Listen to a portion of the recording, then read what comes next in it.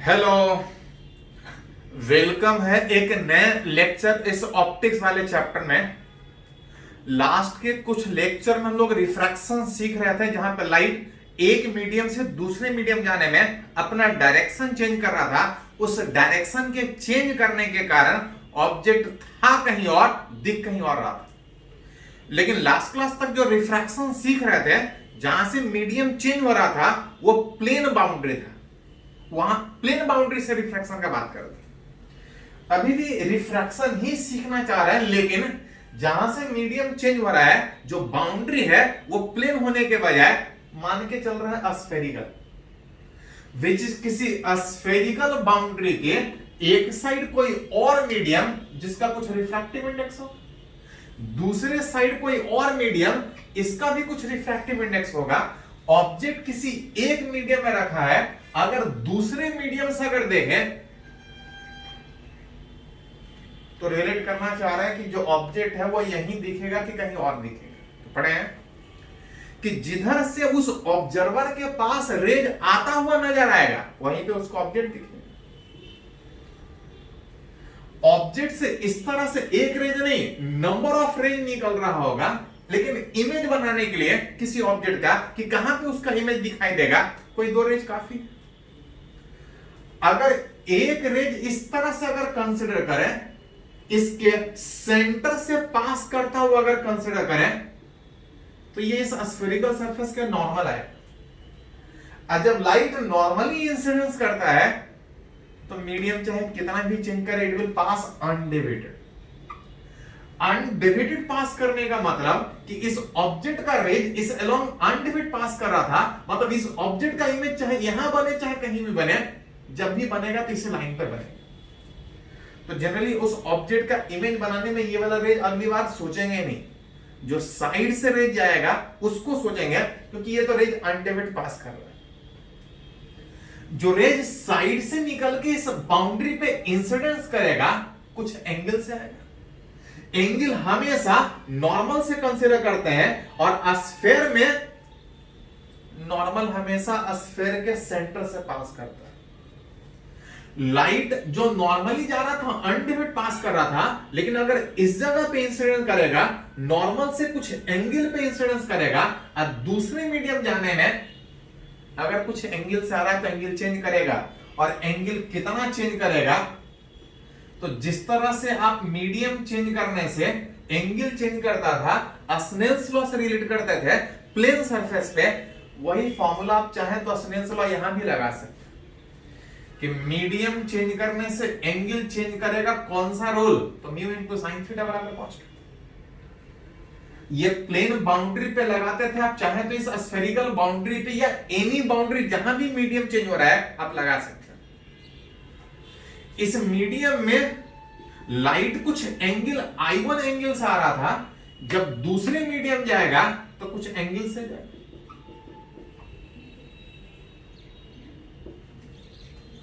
Normal के तरफ जाएगा कि नॉर्मल के दूर जाएगा, तो डिपेंड, मीडियम रेयर है कि डेंसर। मान ले रहे हैं कि इधर से आता हुआ रेज कहीं इधर जा रहा हो, नॉर्मल के तरफ भी जा सकता है, नॉर्मल से दूर भी जा सकता है। जस्ट एक सोचने के लिए, रेज एक अनडिविडेड पास कर रहा था, जो दूसरा रेज आ रहा अगर इस तरह से आ रहा है तो कहीं यहां पे मिलता हुआ दिखाई देगा, तो जो ऑब्जर्वर है उसको लगेगा कि लाइट इधर से नहीं आ रहा है, लाइट इधर से आ रहा है, और लाइट इधर से आने का मतलब उस ऑब्जेक्ट का इमेज वहां पे दिखाई देगा। ये इमेज रियल होगा कि वर्चुअल, तो जो डिफिनीशन पहले में था याद कीजिए। मिरर में क्या था, मिरर में लाइट जब भी था तो सामने ही लौट के आता था, मिरर के पीछे कभी जा ही नहीं सकता। और अगर मिरर के पीछे रे जा ही नहीं सकता है, तो मिरर के पीछे जो भी सोचते थे वो हमेशा वर्चुअल होता था, अब मिरर के सामने जो भी चीज सोचते थे तो वो रियल होता था, क्योंकि एक्चुअली लाइट उधर जाएगा। रिफ्रैक्शन में ठीक उल्टा है, रिफ्रैक्शन में लाइट एक्चुअली एक मीडियम से दूसरे मीडियम जाएगा, और अगर इमेज दूसरे मीडियम में जा रहा है तो लाइट एक्चुअली उधर जा रहा होगा, और अगर इमेज उस मीडियम में बनने का बात है, that is real object, real image. हाँ, ऑब्जेक्ट इधर है और इसका इमेज इधर ही बन रहा है, तो that is not real, that is virtual. क्यों? क्योंकि लाइट निकल के जब भी जाएगा तो दूसरे मीडियम में जाएगा। रिफ्रैक्शन में लाइट जाता है दूसरे मीडियम में, और जा दूसरे मीडियम में रहा है, अगर इमेज दूसरे मीडियम में बन रहा है तो रियल में बन रहा है। लेकिन जहां रेज दूसरे मीडियम में रहा है लेकिन इमेज पहले मीडियम में बनता हुआ दिख रहा है, दैट इज वर्चुअल। क्योंकि लाइट एक्चुअली दूसरे मीडियम में जा रहा है, लेकिन आप अगर इमेज पहले मीडियम में बनने का बात है तो वो वर्चुअल आपका हो जाएगा, क्योंकि लाइट एक्चुअली दूसरे मीडियम में जा रहा है। तो जिस तरह से आप रियल या वर्चुअल पहले सोचते थे उसी तरह से यहाँ पे कि एक्चुअली में रेज जाके मिलेगा तो रियल, एपियर टू मीट होगा, दैट इज वर्चुअल। लाइट एक मीडियम से दूसरे मीडियम जाने में एंगल हमेशा नॉर्मल से कंसीडर करेंगे। एंगल कितना चेंज करेगा आप चाहे तो सेंसर से लगा सकते हैं। नॉर्मली जितना भी ऑप्टिक्स में हम लोग पढ़ते हैं ये मान के चलते हैं कि लाइट जो ऊपर से निकल रही है, जो साइड से निकल रहा है, वो बहुत ज्यादा ऊपर से नहीं निकल रहा है। और जब बहुत ज्यादा ऊपर से नहीं निकलेगा तब उस समय जनरली ये सब जो एंगल होता है वो स्मॉल होता है। फॉर अगर स्मॉल एंगल अगर बात करें, जनरली जितना भी प्रूफ आप करते हैं इस ऑप्टिक्स में ये मान के चलते हैं कि रेज बहुत ज्यादा ऊपर से नहीं जाता है। रेज प्रिंसिपल एक्सिस के क्लोज से जा रहा है, जिसको हम लोग बोलते हैं पैरेक्सियल रेज। लाइट बहुत ज्यादा ऊपर नहीं, प्रिंसिपल एक्सिस के क्लोज जाएगा। जब लाइट प्रिंसिपल एक्सिस के क्लोज जाएगा तो एंगल स्मॉल होगा। अगर एंगल स्मॉल होगा तो साइन थीटा को हटा के थीटा लिख सकते हैं। ये रिलेट करके हमको दे रहा है कि एक मीडियम से दूसरे मीडियम जाने से मीडियम चेंज करने के कारण एंगल कितना चेंज करेगा। तो अगर कभी क्वेश्चन में अगर एंगल चेंज करने का बात हो तो रिलेट कर सकते हैं कितना एंगल चेंज कर रहा है। बड़ा एंगल हो तो यहां से, अगर छोटा एंगल का बात हो तो यहां से रिलेट कर सकते हैं। लेकिन एक्चुअली हम लोग रिलेट करना चाह रहे हैं कि एंगल कितना चेंज किया, नहीं रिलेट करना चाह रहे हैं कि अगर ऑब्जेक्ट इस मीडियम में दिख रहा है, कुछ डिस्टेंस पे दिख रहा होगा और इसका इमेज किसी और मीडियम में बन रहा है, तो हमको रिलेट करना होता है कि इस ऑब्जेक्ट का जो इमेज इस मीडियम में बन रहा है वो कहां पे बनेगा, कितने डिस्टेंस पे बनेगा। ऑब्जेक्ट और इमेज लाइट रे ही डिसाइड करता है कि कहां से ऑब्जेक्ट आ रहा है और कहां पे इमेज बनेगा। उस ऑब्जेक्ट और इमेज का जो रेंज है वो कितना एंगल चेंज है वो पता है, लेकिन एंगल नहीं, हमको डिस्टेंस चाहिए। तो करना क्या होगा, इस एंगल को हटा के हमको डिस्टेंस के टर्म में लिखना होगा। इस एंगल को हटा के अगर डिस्टेंस के टर्म में लिखना चाहते हैं तो उसके लिए यहां से परपेंडिकुलर ड्रॉ करना। और अगर ये स्फीयर में लाइट अगर बहुत ज्यादा ऊपर नहीं जा रहा है तो जो परपेंडिकुलर ड्रॉ करेंगे ये बहुत ज्यादा आगे के बजाय इस पॉइंट और इस पॉइंट को लगभग एक ही मान सकते हैं। इस दोनों के बीच बहुत ज्यादा गैप नहीं मान सकते, क्योंकि ये मान के चल रहे हैं कि लाइट बहुत ज्यादा ऊपर नहीं जा रहा है, प्रिंसिपल एक्सिस से क्लोज जा रहा है, एंगल स्मॉल हो रहा है। जिसमें अगर इस एंगल को अल्फा मान लेते हैं, ये वाला एंगल अगर बीटा है, ये वाला एंगल कुछ गामा हो, कुछ हो, जिसमें इस एंगल को हटा के हम डिस्टेंस लिखना चाहते हैं तो ये एंगल दूर है, दोनों सीधा रिलेट नहीं होगा। हां, इस एंगल से आप जरूरत पड़े तो डिस्टेंस रिलेट कर सकते हैं। हमको इस एंगल और इस एंगल में रिलेशन पता है, हमको एंगल नहीं, हमको डिस्टेंस में रिलेशन चाहिए। तो हम चाहेंगे कि ये एंगल के बजाय हमको रिलेशन में ये वाला एंगल दिखे कि हम डिस्टेंस के टर्म में सोच सकें, दोनों अगल बगल। फ्रॉम फिगर आप अगर गौर से देखें तो देख सकते हैं, फ्रॉम फिगर इस ट्रायंगल में sum of to internal angle, इस ट्रायंगल में sum of to internal angle आप चाहें तो इस एक्सटर्नल एंगल के बराबर लिख सकते हैं।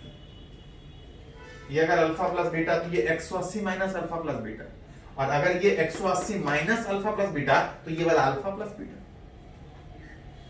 जो कि ज्योमेट्री में थोड़ा वो सीखे होंगे कि किसी ट्रायंगल में sum of to internal angle बराबर एक्सटर्नल एंगल, मतलब फ्रॉम फिगर आप चाहें तो आई को हटा के अल्फा प्लस बीटा लिख सकते हैं। आई को हटा के अल्फा के टर्म में लिखे कि जिससे हमको डिस्टेंस लिख सके, रिलेट कर सके। उसी तरह से आर को भी हम वी के टर्म में लिखना चाहते हैं तो आर तो दूर है, सीधा वी से रिलेट नहीं होगा। अगर इस आर को अगर हम लिखना चाहें तो देख सकते हैं इस ट्रायंगल में सम ऑफ दो internal angle R plus gamma is equal to external angle. Then अगर इस इक्वेशन से अगर लिखिएगा तो म्यू1 इंटू आई को हटा के लिखिएगा अल्फा प्लस बीटा, अब म्यू2 इंटू आर को हटा के लिखिएगा तो बीटा माइनस वन,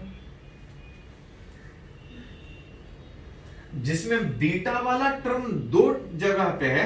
अगर दोनों बीटा वाले जगह को अगर बीटा वाले टर्म को अगर एक जगह पे अरेंज करें तो म्यू1 अल्फा उधर से आ जाएगा प्लस म्यू2 गामा, म्यू2 गामा। अगर इस बीटा वाले फैक्टर को अगर कॉमन निकाले तो अब लिख सकते हैं म्यू2 माइनस म्यू। एंगल कितना चेंज कर रहा है हमको एंगल में रिलेशन नहीं चाहिए, हमको चाहिए इस ऑब्जेक्ट इमेज डिस्टेंस में रिलेशन।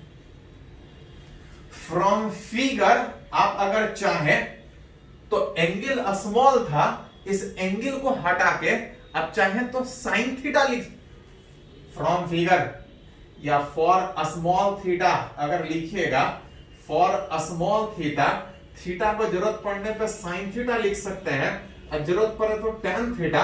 और अगर कहीं राइट एंगल ट्रायंगल देखे तो tan थीटा बराबर परपेंडिकुलर बाय बेस लिख सकते हैं। हमको एंगल कितना चेंज किया पता, लेकिन एंगल नहीं, हमको डिस्टेंस में रिलेशन चाहिए। तो इस एंगल को हटा के डिस्टेंस के टर्म में लिखना है तो थीटा को tan थीटा के टर्म में अगर लिखा जाए तो म्यू1 इंटू जो अल्फा था इसको हटा के जब tan थीटा लिखेगा तो tan थीटा मतलब परपेंडिकुलर, जिसका कुछ वैल्यू होगा, हाइट है कुछ परपेंडिकुलर में अगर y माने तो perpendicular by which base, y divide by u। साथ साथ याद कीजिए कि जब भी हम कोई फॉर्मूला डेराइव करते हैं, जब भी हम कोई फॉर्मूला डेराइव करते हैं तो प्रॉपर साइन कन्वेंशन में डेराइव करते हैं। उस साइन कन्वेंशन में ये था कि जिधर से लाइट आ रहा है that distance is generally taken as negative. तो अगर इस डिस्टेंस का बात करें, लाइट इधर से आ रहा है, डिस्टेंस यहां से कंसीडर करें तो इधर वाला डिस्टेंस को आप लिख सकते हैं माइनस म्यू2 इंटू गामा को अगर लिखे तो इस राइट एंगल ट्रायंगल में गामा को हटा के अगर डिस्टेंस लिखे तो गामा बराबर tan गामा में परपेंडिकुलर बाय बेस में इमेज इतने डिस्टेंस पर बन रहा था, लिख सकते हैं y बटा v।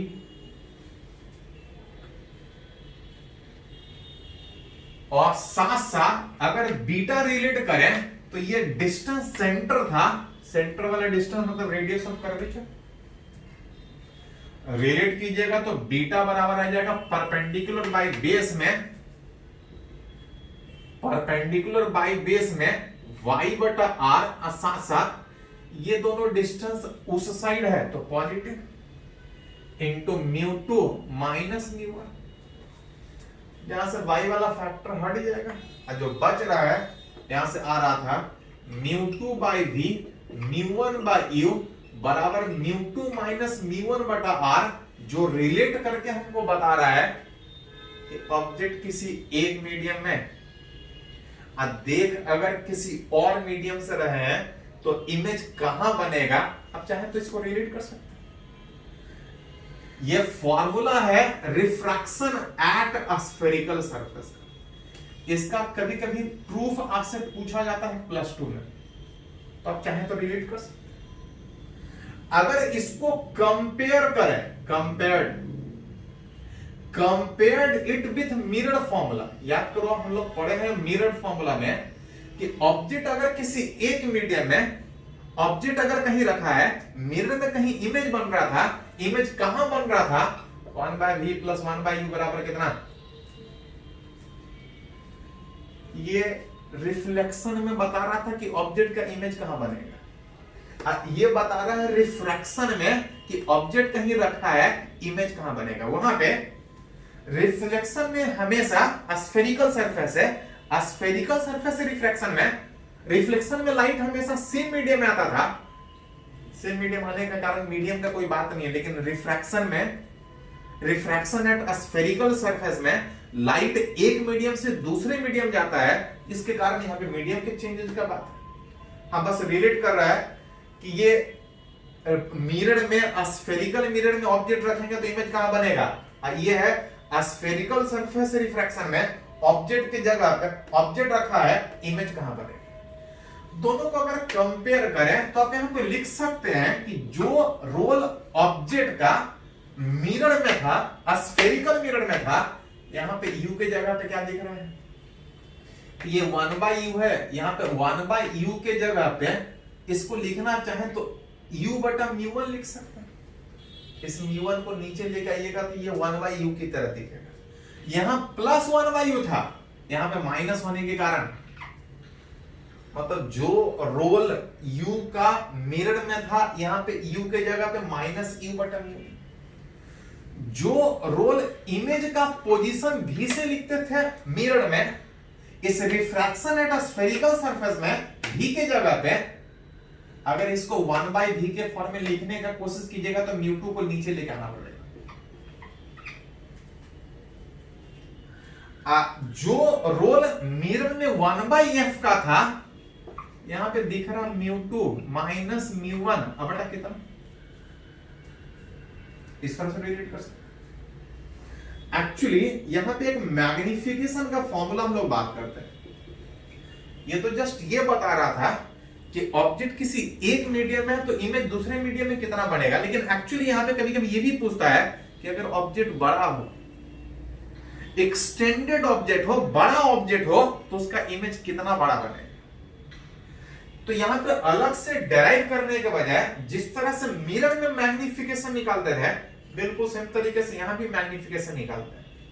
Magnification which image size by object size, mirror में था v माइनस v बटा u, अगर मिरर के बजाय स्फेरिकल सरफेस पर रिफ्रैक्शन का बात की जाएगा तो v के जगह पे v बाय μ2, u के जगह पे आ जाएगा माइनस u बटा μ, जिसको अगर रिलेट कीजिएगा तो माइनस माइनस प्लस μ1 ऊपर जाएगा, μ1 भी डिवाइड बाय μ2 इनटू,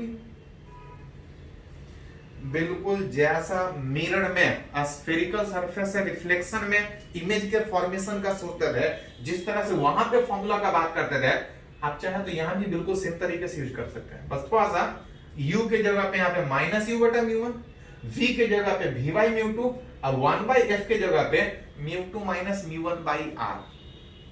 साथ साथ यहां पे एक टर्म और हम लोग बात करते हैं, विच ऑप्टिकल पावर। पावर का मतलब होता है, इसे यहां पे क्या हो रहा था कि लाइट अपना डायरेक्शन चेंज कर रहा है, और किसी भी डिवाइस से लाइट के पास करने में जो लाइट का डायरेक्शन चेंज हो रहा है, that ability is called as power. Light अपना डायरेक्शन चेंज कर रहा है एंड दैट एबिलिटी कि दूसरे मीडियम जाने में लाइट अपना डायरेक्शन कितना चेंज कर रहा है, that ability is called as which is power. जिसको अगर रिलेट कीजिएगा तो यहां पे बिल्कुल उसी तरह से पावर जो यहां पे आएगा, मिरर में पावर था 1/f, यहां पे अगर पावर का बात करते हैं तो μ2 minus μ1 divide by r। That ability कि ऑब्जेक्ट किसी एक मीडियम में लाइट दूसरे मीडियम से पास करने के बाद जो डेविएशन हो रहा है, कितना ज्यादा डेविएशन होगा, कितना डिफ्लेक्शन होगा, that ability is called as power. तो ये बहुत बार सीधा सीधा पूछा जाता है, जो कंपेयर करके आप रिलेट भी कर सकते हैं। हाँ, थोड़ा सा अंतर ये है कि मिरर में पावर 1/f होता है, लेकिन यहाँ पे मीडियम चेंज होने का बात होता है। इसको सीधा सीधा लिखने के बजाय यहाँ पे हम लोग लिखते हैं μ2/f, क्योंकि मीडियम जो लाइट जा रहा है मिरर में मीडियम सेम था, एयर था, लेकिन यहां पे मीडियम कुछ और, दूसरे साइड मीडियम चेंज कर रहा है, जिसके कारण तो पावर का फॉर्मूला यहाँ पे μ2 माइनस μ1 बाई r, जिसको अगर फोकल लेंथ के टर्म में रिलेट कीजिएगा, व्हाट इज फोकल लेंथ, तो याद कीजिए फोकल लेंथ क्या था।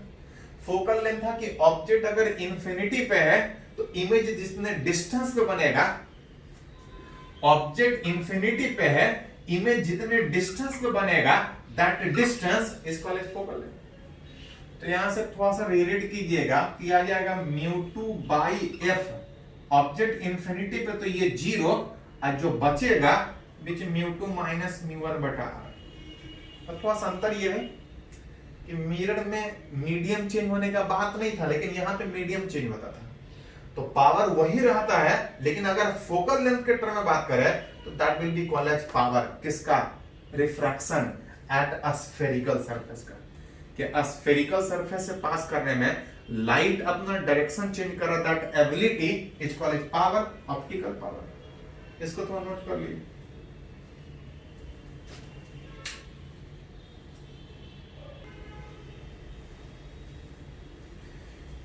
तो अभी एक फॉर्मूला हम लोग डेराइव किए कि ऑब्जेक्ट अगर किसी एक मीडियम में देख दूसरे मीडियम से, जहां पे बाउंड्री अगर स्फेरिकल है, तो जो इमेज बन रहा था कितने डिस्टेंस पर बन रहा था, तो उसका एक फॉर्मूला था μ2 बाई वी μ1 बाई यू बराबर μ2 माइनस μ1 डिवाइड बाई r। इस फॉर्मूला से ऑब्जेक्ट किसी एक मीडियम में देख कहीं और से रहे दूसरे मीडियम से, बाउंड्री अगर स्फेरिकल है तो इमेज कितने डिस्टेंस में बनेगा वो रिलेट कर सकता है। तो ऐसा यूज करने में कभी कभी फॉर्मूला में गड़बड़ क्या होता है कि μ1 कौन से वाले को लो, μ2 कौन से वाले को, तो ध्यान रहे ऑब्जेक्ट इधर है या इधर है उससे μ1 μ2 डिसाइड नहीं हो, लाइट जिस मीडियम से आ रहा होगा दैट इज पहला वाला मीडियम, दैट इज μ1। अब चाहे ऑब्जेक्ट इस मीडियम में रहे चाहे इस मीडियम में, रियल ऑब्जेक्ट हो वर्चुअल ऑब्जेक्ट हो कोई फर्क नहीं पड़ता, लाइट जिस मीडियम से आ रहा होगा वो पहला वाला medium, that is μ1 refractive index, और जिस मीडियम में लाइट जा रहा होगा दैट इज μ2। ऑब्जेक्ट इस मीडियम में या इस मीडियम में उससे कोई फर्क नहीं पड़ेगा। आपको सही होता है कि लाइट इधर से आया और ऑब्जेक्ट इस मीडियम में होगा कि इस मीडियम में होगा, याद कीजिए इस बात से। फिजिक्स में ऑब्जेक्ट का मतलब ऑब्जेक्ट फिजिकली नहीं होता है, ऑब्जेक्ट का मतलब इंसिडेंट रे होता है। इंसिडेंट रे इधर से आ रहा है, ऑब्जेक्ट चाहे इधर हो चाहे इधर, अगर इधर रहा तो रियल ऑब्जेक्ट होगा, लाइट इधर से आ रहा और ऑब्जेक्ट इधर का बात कर रहा है, दैट इज वर्चुअल ऑब्जेक्ट। तो ऑब्जेक्ट इधर है उससे कोई फर्क नहीं पड़ेगा, जिस मीडियम से लाइट आ रहा है वो μ1, और जिस मीडियम में लाइट जा रहा होगा दैट मीडियम इज μ2। तो थोड़ा सा फॉर्मूला यूज करेंगे अलग अलग कंडीशन में, तो हम लोग सीखेंगे कि कैसे यूज होगा। फॉर्मूला यूज करने में ध्यान रहे कि हमेशा प्रॉपर साइन कन्वेंशन उसी तरह से जैसे हम लोग स्फेरिकल मिरर में अभी तक यूज किए कि जिधर से लाइट आएगा दैट डायरेक्शन इज नेगेटिव, जिधर लाइट जाएगा दैट डायरेक्शन इज पॉजिटिव। जो रूल अभी तक यूज कर रहे तो वही चीज यहां पे भी हो। साथ साथ ये जो रिफ्रैक्शन का जो फॉर्मूला हम लोग डिराइव किए ये वैलिड है सिंगल रिफ्रैक्टिंग सरफेस, एक बार मीडियम चेंज करेगा कर्व सरफेस पे, वो सरफेस कर्व में कन्वेक्स भी हो सकता है, कनकेव भी हो सकता है, और चाहे तो ये फॉर्मूला आप प्लेन सरफेस में भी लगा सकते हैं। याद कीजिए प्लेन सरफेस में सीखते थे कि डेंसर मीडियम में अगर कोई ऑब्जेक्ट रखा था तो अपनी जगह से नजदीक दिखता था, रेयर मीडियम में रहा था तो अपनी जगह से दूर दिखता था। कितना दूर, तो डिस्टेंस बढ़ता था तो म्यू से मल्टीप्लाई करते थे, और डिस्टेंस घटता था तो म्यू से डिवाइड करते थे। मन करे तो प्लेन सरफेस पे रिफ्रैक्शन में वही फॉर्मूला लगा सकते हैं। आप चाहें तो इस फॉर्मूला से भी जो हम लोग निकाले थे स्फेरिकल सरफेस के लिए, स्फेरिकल में कन्वेक्स करने के दोनों जगह तो वैलिड है ही है, आप चाहें तो इस जगह पे प्लेन सरफेस पे भी लगा सकते हैं। चलिए आज देखते हैं, फॉर अगर प्लेन सरफेस के अगर रिफ्रैक्शन का बात करें, ऑब्जेक्ट किसी एक मीडियम में, इमेज किसी और मीडियम में बनने का बात हो, तो आप इस तरह से लिख सकते इज इक्वल टू μ2 माइनस μ1 में अगर प्लेन सरफेस है तो प्लेन सरफेस का जो रेडियस होता है वो इंफिनिटी होता है। कर्व है मतलब रेडियस है, जितना ज्यादा कर्व होगा उतना रेडियस कम होगा, जितना कम कर्व होगा जितना बड़ा स्फीयर बनाएगा रेडियस उतना ज्यादा होगा। आप प्लेन सरफेस मतलब बहुत बड़ा कर्व सरफेस मानते हैं, रेडियस उसका इंफिनिटी। अब प्लेन सरफेस का रेडियस अगर जरूरत पड़े तो इंफिनिटी चूज कर सकते हैं, और अगर ये इंफिनिटी है तो ये जीरो। ये जीरो का मतलब इसको लिख सकते हैं mu two by we minus mu one by you बराबर जीरो में उधर लेके जा सकते हैं। जिसमें अगर रिलेट कीजिएगा इसको ऊपर u बटा v, u is object distance, v is image distance that is apparent, जहां से रिलेट कीजिएगा तो u बटा v बराबर आ जाएगा यहां से mu one by mu two. जब लोग रिलेट करते थे कि मीडियम चेंज करने से प्लेन सरफेस में ऑब्जेक्ट कहीं और रहता था, दिखता कहीं और था, जो फॉर्मूला आप सीधा सीधा यूज करते थे आप चाहे तो इस फॉर्मूला से भी लगा सकते हैं। हाँ, रिफ्रैक्शन नहीं होगा अगर object is placed at refracting surface. जिस सरफेस से मीडियम चेंज होने का बात हो, अगर ऑब्जेक्ट उस सरफेस पे ही रखा है तो चाहे लाइट यहां से इधर जाए चाहे इधर से आए, अगर ऑब्जेक्ट उस सरफेस पे ही रखा है तो उस सरफेस से हम लोग रिफ्रैक्शन का बात नहीं करेंगे। हाँ, हो सकता है मीडियम फिर चेंज करे तो फिर रिफ्रैक्शन होगा, लेकिन ऑब्जेक्ट जिस सरफेस पे रखा है, चाहे इधर सोचिए चाहे इधर सोचिए, ऑब्जेक्ट इस कर्व सरफेस के बाहर रखा है या कर्व सरफेस के अंदर रखा है, अगर सरफेस पे रखा है तो इस सरफेस पे रिफ्रैक्शन नहीं होगा। रिफ्रैक्शन नहीं होने का मतलब उस सरफेस पे हम लोग लाइट के डायरेक्शन का चेंज करने का बात नहीं करें। सरफेस बाहर रखा है तो बाहर जाएगा तब भी हम लाइट के डायरेक्शन का चेंजेस का बात नहीं करेंगे, और अगर अंदर जाएगा तब भी लाइट के डायरेक्शन का चेंजेस का बात नहीं करेंगे उस सरफेस पे। हाँ, अगर ऑब्जेक्ट सरफेस के वजह हल्का दूर हो जाए तो फिर आगे जाने में यहां पे डायरेक्शन चेंज करें। तो ये फॉर्मूला हुआ refraction at a spherical surface, जिसमें सिंपली जिस तरह से अभी तक सारे केस में ऑब्जेक्ट का इमेज बनाने का बात कर रहा था, यहां भी अभी बना सकते हैं। जैसे कुछ न्यूमेरिकली हम लोग एग्जांपल बात करने का कोशिश करते हैं। मान के चल रहे हैं कि कहीं पैरेलल बीम ऑफ लाइट आ रहा है। पैरेलल बीम ऑफ लाइट का मतलब ऑब्जेक्ट कहां पे होगा? बहुत दूर। बहुत दूर रखा हुआ ऑब्जेक्ट से लाइट पैरेलली आएगा। पैरेलल बीम ऑफ लाइट आने का मतलब ऑब्जेक्ट बहुत दूर इंफिनिटी, जिधर से लाइट आता है that distance is negative. Light इस तरह से किसी स्फीयर पे आ रहा है जिसका कुछ रेडियस ऑफ कर्वेचर, कुछ रेडियस होगा, पूछ रहा है कि इस स्फीयर का रिफ्रैक्टिव इंडेक्स म्यू कितना हो। इस स्फीयर का रिफ्रैक्टिव इंडेक्स आपसे पूछा जा रहा है कितना हो।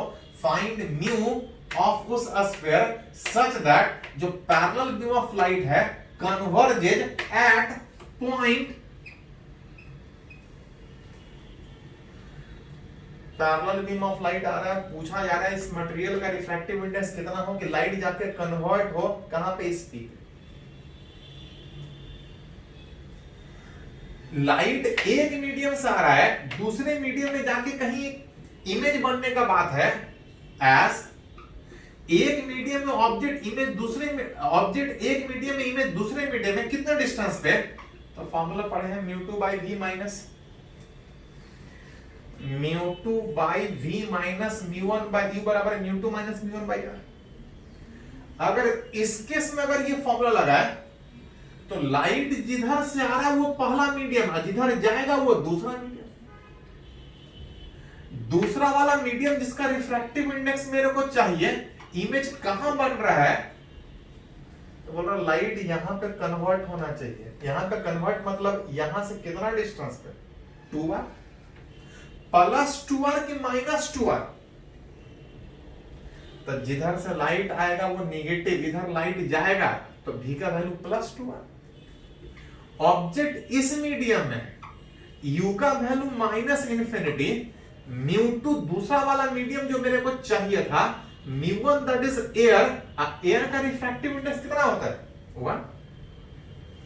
1। उस कर्व सरफेस का रेडियस, ध्यान रहे ये जो रेडियस लेंगे ये भी प्रॉपर साइन कन्वेंशन में प्लस है कि माइनस है।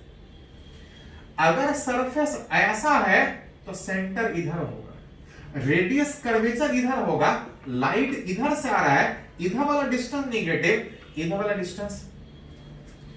अगर सरफेस ऐसा के बजाय ऐसा होता तो सेंटर इधर होता, सेंटर इधर होता, रेडियस इधर होता, लाइट इधर से आता, तो इस वाला डिस्टेंस नेगेटिव में ये माइनस आ रहा है, लाइट इधर से आ रहा है लेकिन सेंटर इधर है प्लस, जिसमें 1/∞ इज 0, आर वाला फैक्टर हट जाएगा, क्रॉस मल्टीप्लाई कीजिएगा तो यहां से लिख सकते हैं म्यू बराबर 2μ - 2, दो क्रॉस मल्टीप्लिकेशन, म्यू चाहिए इसको इधर लेके आइएगा तो इधर आएगा, यहां से आप लिख सकते हैं कि अगर इस स्फीयर का रिफ्रैक्टिव इंडेक्स अगर 2 हुआ तो जो पैरेलल बीम ऑफ लाइट है वो आके यहां पे कन्वर्ट हो। इसी में एक जगह एक और अगर क्वेश्चन का बात करें कि अगर लाइट उस तरह से आ रहा है, चाहते हैं एक ऐसा स्फीयर बनाना, एक ऐसा स्फीयर बनाना कि लाइट आए और इस P पे कन्वर्ट होने के बजाय इस C पे कन्वर्जेज एट सेंटर C। एक ऐसा स्फीयर, एक ऐसा मटेरियल का स्फीयर बनाना चाह रहे हैं कि लाइट इस तरह से आए और सेंटर पे जाके कन्वर्ट हो। मीडियम चेंज होने से लाइट अपना डायरेक्शन कितना चेंज करेगा, यही वाला फॉर्मूला।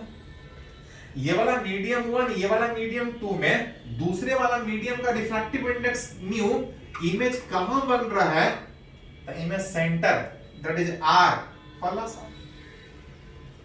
लाइट एयर से आ रहा है, μ1 माइनस, तो μ1 का वैल्यू 1, ऑब्जेक्ट इंफिनिटी, μ2 माइनस μ1 अब बटा रेडियस, ये वाला आर हट जाएगा, म्यू बराबर म्यू -1, ये तो 0 था, म्यू बराबर म्यू -1, तो म्यू बराबर कितना, तो चाहे आप गौर से देख सकते हैं कि म्यू का वैल्यू जो डालना डाल लीजिए, कभी भी ये दोनों बराबर नहीं हो सकता, जो डालना डाल के देखिए। मतलब आप ये बोल सकते हैं कि practically it means light, parallel beam of light, parallel light never converge at centre. इसका मतलब ये हुआ कि चाहे स्लैब स्फीयर जैसा बनाना बना लीजिए, अगर पैरेलल बीम ऑफ लाइट आया कभी भी सेंटर पे कन्वर्ट नहीं हो पाएगा। क्वेश्चन तक क्यों कन्वर्ट नहीं होगा, तो ध्यान दीजिए थोड़ा सा। सेंटर पे कन्वर्ट होने का मतलब इस सरफेस पे ये नॉर्मल है, और अगर लाइट नॉर्मल है तो ये तभी पॉसिबल होगा जब बाहर से भी नॉर्मली आएगा। जब लाइट बाहर से नॉर्मली आएगा तब जाके वो सेंटर पे कन्वर्ट हो। उल्टा सेंटर पे अगर ऑब्जेक्ट रखिएगा तो लाइट इस तरह से बाहर निकलेगा और अनडिवाइड बाहर निकलेगा। मतलब अगर कोई ऑब्जेक्ट सेंटर पे रखा है तो लाइट में कोई डेविएशन नहीं, क्योंकि वो स्फीयर के नॉर्मल आएगा। और अगर लाइट में कोई डेविएशन नहीं, मतलब सेंटर पे रखा हुआ ऑब्जेक्ट सेंटर पे ही दिखेगा। एक बार आईआईटी में क्वेश्चन ऐसा पूछा था कि एक ऑब्जेक्ट सेंटर पे रखा है, बाहर से देखेंगे तो लोगों को लगता है कि सेंटर से रखा हुआ ऑब्जेक्ट है, बाहर से देखेंगे मीडियम अलग है, लाइट अपना डायरेक्शन चेंज करेगा, डायरेक्शन ही चेंज करेगा। डायरेक्शन इसलिए नहीं चेंज करेगा क्योंकि सेंटर पर रखा हुआ ऑब्जेक्ट जब लाइट बाहर निकल रहा होगा तो सरफेस के परपेंडिकुलर आएगा। सेंटर पर लाइट तब कन्वर्ट होगा जब नॉर्मली लाइट आएगा, पैरेलल बीम कभी कन्वर्ट नहीं हो सकता।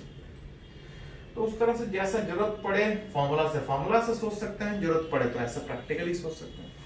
चलिए इसको थोड़ा सा नोट कीजिए, कुछ और एग्जांपल इस रिफ्रैक्शन पे सीखते हैं।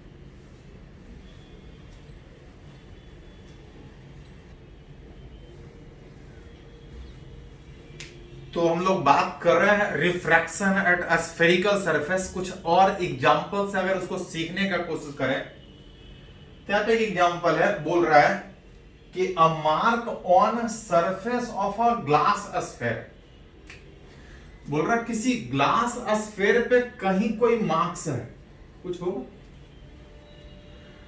And it is viewed from diametrically opposite, उस स्फेयर के एक साइड कहीं ऑब्जेक्ट है और अगर हम इसको दूसरे साइड कहीं से ऑब्जर्वर देखने का कोशिश कर रहे हैं,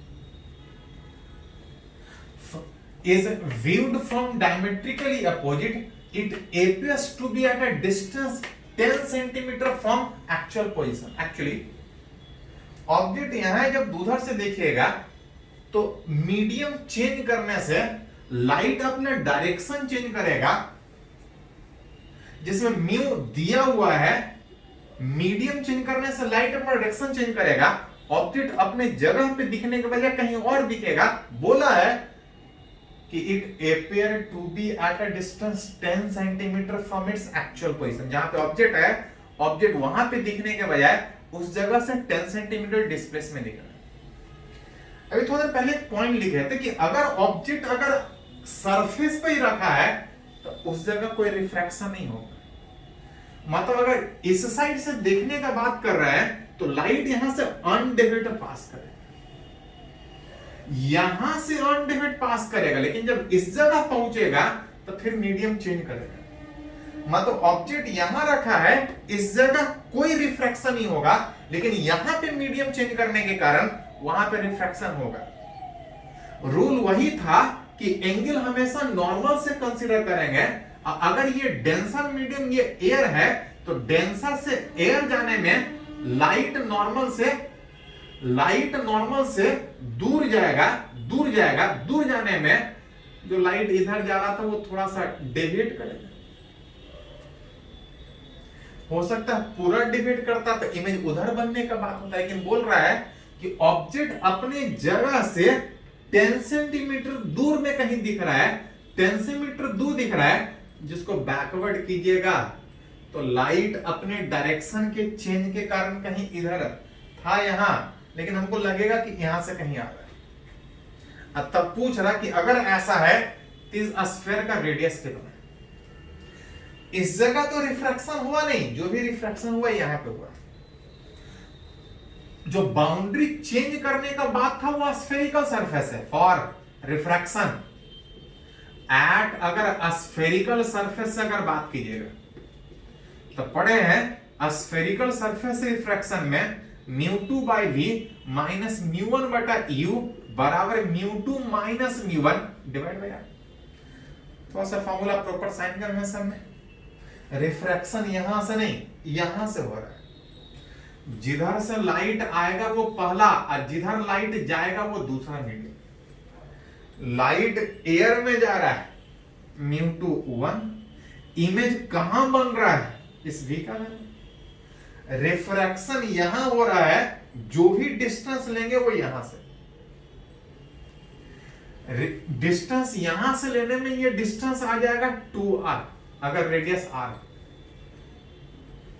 तो यहां से डिस्टेंस लीजिएगा तो ऑब्जेक्ट का डिस्टेंस 2r प्लस 2r के माइनस 2r। जिधर से लाइट आएगा डिस्टेंस यहां से ले रहे हैं, लाइट इधर से आ रहा है, यहां से ये डिस्टेंस 2r माइनस μ1, जिधर से लाइट आ रहा था वो μ1, ये ग्लास वाला मीडियम रिफ्रैक्टिव इंडेक्स 1.5, सॉरी ये ऑब्जेक्ट था, इमेज ये वाला है, तो 2r अब प्लस 10 आएगा। ऑब्जेक्ट यहां था, ऑब्जेक्ट 2r डिस्टेंस पे, लेकिन जो इमेज होगा वो 2r प्लस 10।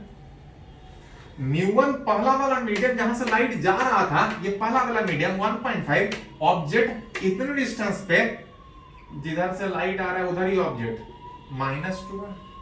μ2 दूसरा वाला मीडियम 1, μ1 पहला वाला medium that is 1.5, radius of curvature इस कर्व सरफेस का, वही तो हमसे पूछा है, प्लस r के माइनस r, तो वहां भी साइन कन्वेंशन। लाइट इधर से आ रहा है, इस सरफेस पर रिफ्रैक्शन सोच रहे हैं, इसका सेंटर इधर होगा, डिस्टेंस इधर होगा, लाइट इधर से आ रहा है, उधर ही डिस्टेंस है, तो फॉर्मूला में जो भी यूज करेंगे proper sign convention plus minus, जिसमें माइनस माइनस माइनस सबसे हटा दीजिए, जो बचेगा 1/2r प्लस 10, इसको उधर लेके यहां पे कितना बचा था, या पहले इसको ले जाइए, माइनस हटा दिए थे, उधर लेके जाइएगा तो minus minus plus 1.5 divide by 2r, minus तो हटा दिए थे, 1 माइनस 1.5 दैट इज 0.5, एलसीएम लीजिएगा तो 2r एलसीएम आ जाएगा, 2r एलसीएम आने में 1.5 यहां पे 1 हो जाएगा, लिखिएगा तो 0.5 डिवाइड बाई 2r, जिसको लिखिएगा तो 1/4। यहां से अगर ये दोनों बराबर है तो आप लिख सकते हैं कि 2r प्लस 10 बराबर 4r में अगर इस 2r को उधर लेके जाएगा तो 2r बराबर 10 दैट इज r, उस कर्व सरफेस का जो रेडियस होगा दैट इज उस स्फीयर का जो रेडियस होगा आप निकाल सकते हैं। तो फॉर्मूला सिंपल है, बस थोड़ा सा प्रॉपर साइन करने में सर में u क्या लेना है, v क्या लेना है, डिस्टेंस कहां से लेना है, रिफ्रैक्शन यहां से सोते तो डिस्टेंस यहां से लेते, रिफ्रैक्शन यहां पे हो रहा है, मीडियम यहां पे चेंज हो रहा है, जो भी डिस्टेंस लेंगे यहां से, लाइट इधर से आ रहा है, इधर वाला डिस्टेंस नेगेटिव, उधर जाने का बात होता तो पॉजिटिव डिस्टेंस होता। चलिए एक और एग्जांपल से जो फॉर्मूला सीखे हैं उसको यूज करने का कोशिश करते हैं। बोल रहा है एक कन्वर्जिंग लाइट किसी पॉइंट पे मिलने का कोशिश हो रहा है, इंसिडेंट लाइट जहां मिल रहा है दैट इज ऑब्जेक्ट, लेकिन पता है कि ये तब मिलता है जब बाउंड्री नहीं चेंज होता, लेकिन बोल रहा है कि बाउंड्री चेंज हो रहा है, तो पूछ रहा है कि इस ऑब्जेक्ट का इमेज कहां बनेगा। एज ऑब्जेक्ट का इमेज जब रिफ्रैक्शन स्फेरिकल सरफेस पे हो तो μ2 बाई v माइनस μ1 बटा u बराबर μ2 माइनस μ1 बटा r। लाइट जिस मीडियम से आ रहा होगा वो पहला, और जिस मीडियम में जा रहा होगा दूसरा। ऑब्जेक्ट इधर है उससे कोई फर्क नहीं पड़ता है, जिधर से लाइट आएगा, जिस मीडियम से लाइट आएगा वो पहला वाला मीडियम, और जिस मीडियम में लाइट जाएगा वो दूसरा वाला मीडियम। लाइट इस तरह से आ रहा है, ये पहला वाला μ1 पहला वाला that is 3/2, u that is object. Light इधर से आ रहा है, ऑब्जेक्ट इधर है, दैट इज वर्चुअल ऑब्जेक्ट। जिधर से लाइट आता है अगर उधर ऑब्जेक्ट होता तो real object, virtual object. Object यहां से 30 सेंटीमीटर प्लस 30 की माइनस 30, तो लाइट आ इधर से रहा है, इधर वाला डिस्टेंस नेगेटिव, इधर वाला डिस्टेंस पॉजिटिव 30। दूसरा medium that is refractive index 1, image कहां बन रहा है ये हमसे पूछ रहा, देखते हैं कहां पे बनेगा।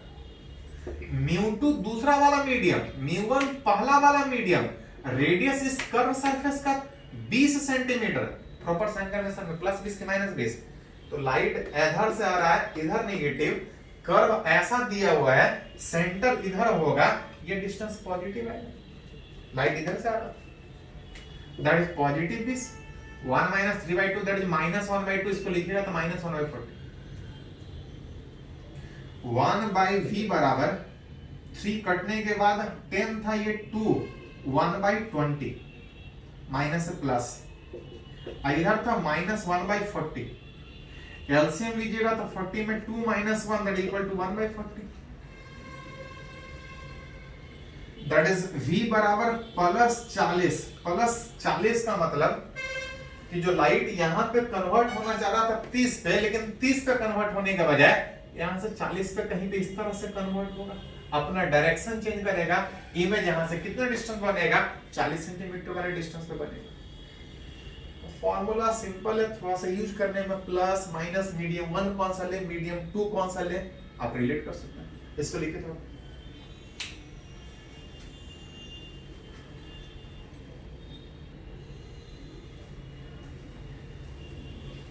तुम लोग कुछ एग्जाम्पल से सीखने का कोशिश कर रहे हैं कि जो रिफ्रैक्शन का फॉर्मूला सीखे हैं वो किस तरह से यूज हो। चलिए एक और एग्जाम्पल से सीखने की कोशिश करते हैं। बोल रहा है कि क्वार्टर सिलेंडर कुछ इस तरह से हो, बोल रहा है सिलेंडर का 1/4 सेगमेंट काट के ऐसा रखें, ये रेडियस, ये उसका रेडियस, ये कर्व एक स्फीयर की तरह से बिहेव करेगा, ये कर्व सरफेस। बोल रहा है कि एक सिलेंडर का 1/4 इस तरह से रखे हैं, रिफ्रैक्टिव इंडेक्स इसका दिया है 1.5, टेबल पे रखा है, पूछ रहा है कि अगर इस तरह से कोई ऑब्जेक्ट रखा है, इससे लाइट निकल रहा होगा, मीडियम चेंज हो रहा है, मीडियम चेंज हो रहा है, बोल रहा है कि ऑब्जेक्ट को कितने डिस्टेंस पर रखें, m का वैल्यू कितना हो, such that the rays from P will emerge parallel to table. बोल रहा है कि लाइट इस तरह से आए, इससे बाहर निकलने के बाद वो टेबल के पैरेलली बाहर निकले।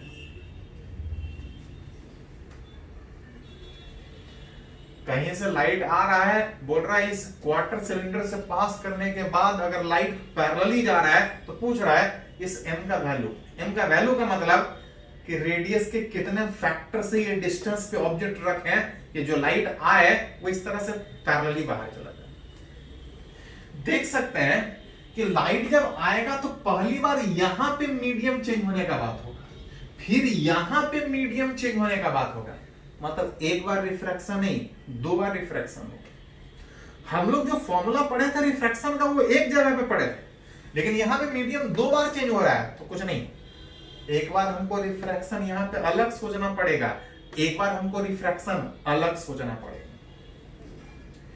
एक करके रिलेट करने में सबसे पहला अगर रिलेट करें कि इस ऑब्जेक्ट से निकला हुआ रेज जब इस तरह से प्लेन बाउंड्री पे जाएगा तो लाइट अपना डायरेक्शन चेंज करेगा।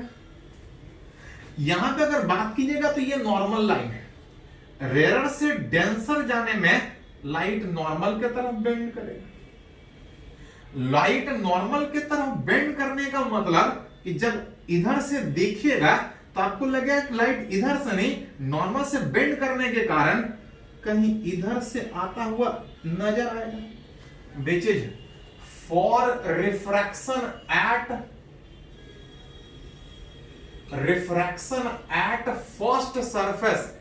फर्स्ट सरफेस जो कि प्लेन सरफेस, पहली बार जो लाइट अपना डायरेक्शन चेंज हो रहा है वो इस प्लेन सरफेस का लाइट में डायरेक्शन चेंज कर रहा है।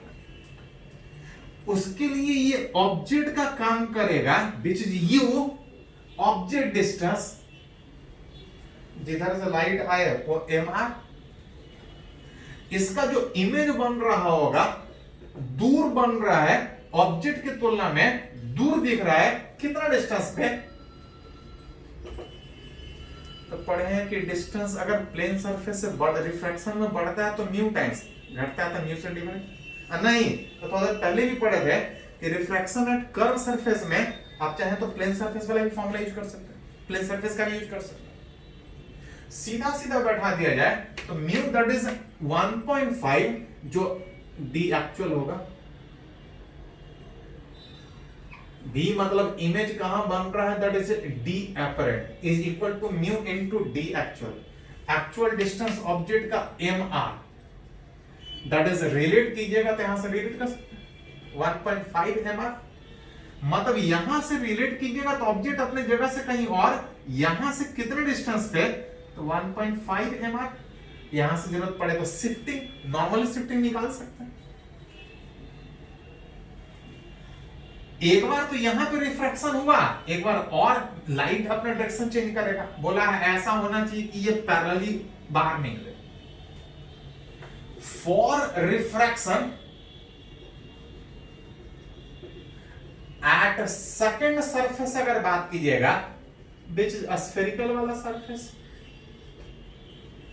उसमें आप बोल सकते हैं कि इसको लगेगा कि लाइट यहां से आ रहा है, I1 will acts as real object की वर्चुअल ऑब्जेक्ट, तो जिधर से लाइट आ रहा है उधर ही ऑब्जेक्ट हमको दिख रहा है, acts as real object. I1 will act as object, object distance कितना, तो ध्यान दीजिए इस बार रिफ्रैक्शन यहां से हो रहा है, रिफ्रैक्शन यहां से होने में जो भी डिस्टेंस लेंगे वो यहां से लेंगे, ये डिस्टेंस इसका रेडियस r होने के कारण यहां से डिस्टेंस का बात कीजिएगा तो 2.5 सॉरी ये r है, ये 1.5 mr है, तो r प्लस 1.5 mr सारा डिस्टेंस नेगेटिव इस साइड।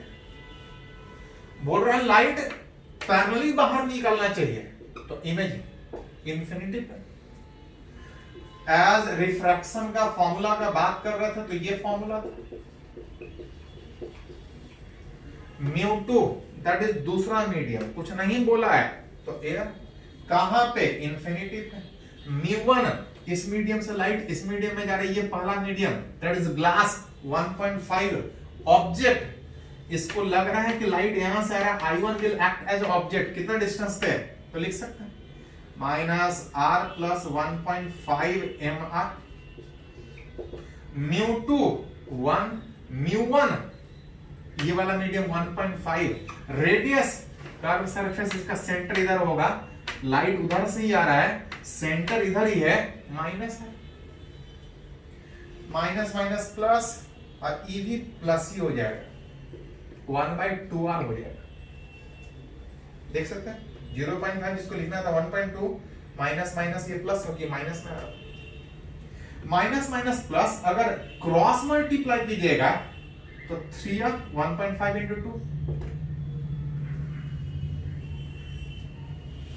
अब इसको इधर लेके जाएगा तो r प्लस 1.5 mr, जहां पे r वाला फैक्टर हट जाएगा, 3 is equal to 1 plus 1.5 m, इसको इधर लेके आइएगा 2 is equal to 1.5 m, m हमसे पूछा जा रहा था 2/1.5 में 1.5 को 3/2 लिख सकते हैं, ये ऊपर चला जाएगा, उस m का वैल्यू यहां से निकाल सकते हैं, जितना आ जाए वो तो अरेंज करने वाला बात है, सोल्व करके निकाल सकते हैं। चलिए इसको नोट कीजिए पहले।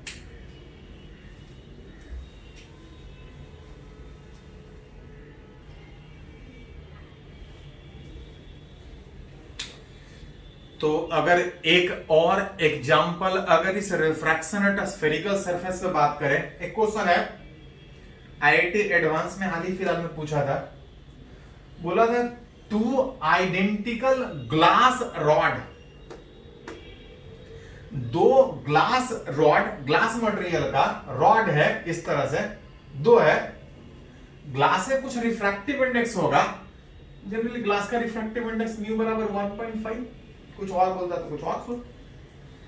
बोल रहे हैं 2 ग्लास रॉड है जिसका इंड वाला सरफेस कर्व है, और दोनों कर्व सरफेस का रेडियस दिया हुआ 10 सेंटीमीटर। बोल रहा है कि इस 2 ग्लास रॉड कुछ सेपरेशन पे रखा है, यही पूछा है कि दोनों के बीच सेपरेशन कितना हो कि इस सोर्स से एक लाइट सोर्स से निकला हुआ लाइट सोर्स से निकला हुआ लाइट यहां से जब आगे बढ़ेगा मीडियम चेंज करेगा, फिर मीडियम चेंज करेगा। बोल रहा है फाइंड डी, दोनों के बीच का डिस्टेंस सच दैट लाइट रे emanating from source P found to be parallel to the axis inside rod S2। Rod S1 में ये ऑब्जेक्ट है, ऑब्जेक्ट से निकला हुआ रे, बोल रहा है इस रॉड S2 में वो एक्सिस के पैरेलली, प्रिंसिपल एक्सिस के पैरेलली उस तरह से आगे बढ़ रहा है। बोल सकते हैं इस सोर्स से लाइट निकलेगा, लाइट अपना डायरेक्शन चेंज करने में कहीं पे इमेज बनाने का कोशिश कर रहा है, फिर यहां पे मीडियम चेंज होने का बात उठ रहा है, क्योंकि जब तक नहीं कुछ बोला जाए दोनों के बीच एयर मान के चलेंगे। अगर हर जगह ग्लास ही होता तो मीडियम नहीं चेंज होता, जहां ऑब्जेक्ट रहता वहीं पे दिखता। बोल रहा ऑब्जेक्ट से रेज निकल रहा है जो यहां से 50 सेंटीमीटर के डिस्टेंस पे था, फिर एयर है। बोल रहा है कि दोनों रॉड को कितने गैप पे रखें कि इसके अंदर जो रेज जाएगा वो प्रिंसिपल एक्सिस के पैरेलल। पहली बार ये इमेज बनाने का कोशिश करेगा for refraction at rod S1। इस S1 वाले रॉड पे अगर मीडियम चेंज करने का बाद रिफ्रैक्शन होने का बात करें तो यहां पे सरफेस स्फेरिकल दिख रहा है जिसका कुछ रेडियस दिए हो R. For refraction at rod S2 में, अगर S1 में बात कीजिएगा, μ2 बाय b μ1 बटा u बराबर μ2 माइनस μ1 बटा r। μ2 by v μ1 by u बराबर μ2 माइनस μ1 बटा r। कहां ऑब्जेक्ट है, कहां इमेज बन रहा है, उससे कोई फर्क नहीं पड़ेगा। फर्क इससे पड़ेगा कि लाइट यहां पे इस मीडियम से आ रहा है, ये पहला वाला मीडियम इस मीडियम में जा रहा है, ये दूसरा वाला मीडियम। इस रिफ्रैक्शन एट इस पहले वाले रॉड में बात करें, दूसरा वाला medium that is air, image कहां बनेगा वही तो पहले रिलेट करना चाह रहे हैं कि ये कहां बना रहा है, तब सोचेंगे कि कहां बनना है। एक बार नहीं, दो बार मीडियम चेंज होने का बात है, दो बार रिफ्रैक्शन होगा। वैसा वैसा जितना भी मीडियम चेंज करे उतना रिफ्रैक्शन सोचेंगे। V पता नहीं, पहली बार कहीं इमेज बनाने का कोशिश हो रहा होगा। μ1 जिस मीडियम से लाइट आ रहा था, ये ग्लास वाला मीडियम 1.5, ऑब्जेक्ट कितने डिस्टेंस पे, तो ऑब्जेक्ट है 50 प्लस की माइनस, उधर से लाइट आ रहा है, उधर ही ऑब्जेक्ट का बात कीजिएगा तो -50। μ2 air minus 1.5 and divide by इस कर्व सरफेस का रेडियस विच इज 10, जिधर से लाइट आ रहा है कर्व उधर ही मुड़ा हुआ है -10। जहां से यहां पे लिखिएगा तो 1/v1 बराबर माइनस माइनस प्लस, उधर जाके माइनस, ये 3/2 था, दैट इज 3/100। उधर रिलेट कीजिएगा, 1 minus 1.5 is minus minus minus plus, ये 0.5 मतलब 1/2।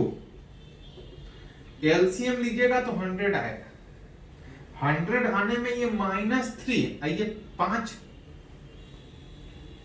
-3 प्लस 5 दैट इक्वल टू 2/100। यहां से V1 लिखिएगा तो V1 50 सेंटीमीटर प्लस है। V1 प्लस 50 सेंटीमीटर प्लस का मतलब कि इस ऑब्जेक्ट से निकला हुआ रेज इस तरह से किसी पॉइंट पे कन्वर्ट होने का कोशिश कर रहा होगा। इमेज I1 कितने डिस्टेंस पे, तो जो डिस्टेंस आ रहा है, ऑब्जेक्ट इधर था लेकिन इमेज यहां बन रहा है 50 सेंटीमीटर डिस्टेंस पे। लेकिन हमसे ये नहीं पूछ रहा है, बोल रहा है कि ये लाइट और आगे बढ़ेगा। अब बोल रहा है कि कितने डिस्टेंस पे इस रॉड को रखें कि यहां से जब लाइट बाहर निकले, इसके अंदर जब इन करे तो वो पैरेलल हो जाए। पैरेलल होने का मतलब फाइनल इमेज इन्फिनिटी पे। एक बार और रिफ्रैक्शन होगा, for refraction eight which is rod S2, दूसरा वाला रॉड, μ2 बाय v माइनस μ1 बटा u बराबर μ2 माइनस μ1 बटा r। इस बार लाइट इस मीडियम से आ रहा है, ये पहला, इस मीडियम में जा रहा है, ये दूसरा। दूसरा मीडियम ग्लास रॉड, μ2 1.5, इमेज कहां बन रहा है, इन्फिनिटी, लाइट पैरेलल होने के बाद। μ1 इस मीडियम से लाइट आ रहा था विच एयर, इसके लिए ये इमेज है, इसके लिए ऑब्जेक्ट। अगर टोटल डिस्टेंस d था, ये वाला 50 है, तो यहां से डिस्टेंस लीजिएगा तो d -50। लाइट इधर से आ रहा है, उधर ही ऑब्जेक्ट रखने का बात है, माइनस μ2 दैट दूसरा मीडियम 1.5, पहला वाला एयर, और रेडियस 10। लाइट इधर से आ रहा है लेकिन कर्व ऐसा है, इसका सेंटर कहीं इधर होगा, प्लस सेंटर कहीं इधर हो, ये तो 0 हो गया। Minus minus plus 1/d -50 is equal to 1.5 - 1 0.5 that is 1/20। ये दोनों बराबर होने में d -50 बराबर 20 दैट इज d बराबर दोनों के बीच का जो डिस्टेंस हमसे पूछा जा रहा था, यही पूछा जा रहा था, 70 सेंटीमीटर। ये IIT एडवांस में कुछ नहीं, जितना बार मीडियम चेंज होने का बात होगा उतना बार रिफ्रैक्शन सोचेंगे। चलिए इसको नोट कीजिए थोड़ा।